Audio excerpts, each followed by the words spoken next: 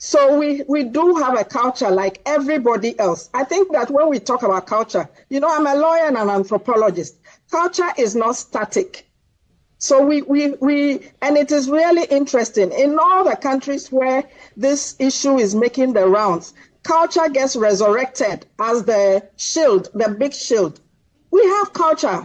The Constitution recognizes it, but the Constitution says that nothing that is done in the name of culture that is inconsistent with the provisions of the Constitution will be valid. So we do have, and it also goes on in the directive principles of state policy to say about progressively taking out aspects of our culture that are injurious. So in many places, women are seen as witches. We saw recently a woman was beaten to death. Are we going to justify that in the name of our culture, that our culture believes that they are witches, and therefore when somebody is suspected, ABCD can happen to them?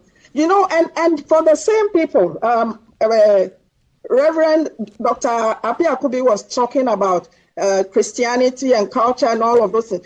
Our major, and I heard bits of the previous program, our major religious traditions, the Islam and Christianity, there is nothing cultural about them. They are all foreign imports. We've embraced them. So we are very selective about what we want. But traditional religion does not also accept relationships between same-sex couples. Thelma, I'm not so sure. Thelma, I'm not so sure. As I said, I'm an anthropologist.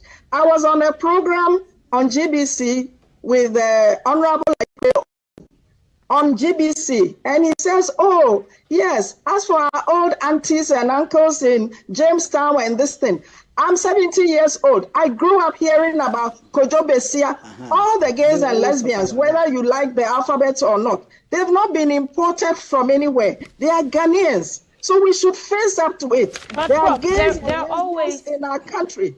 As a student, I'm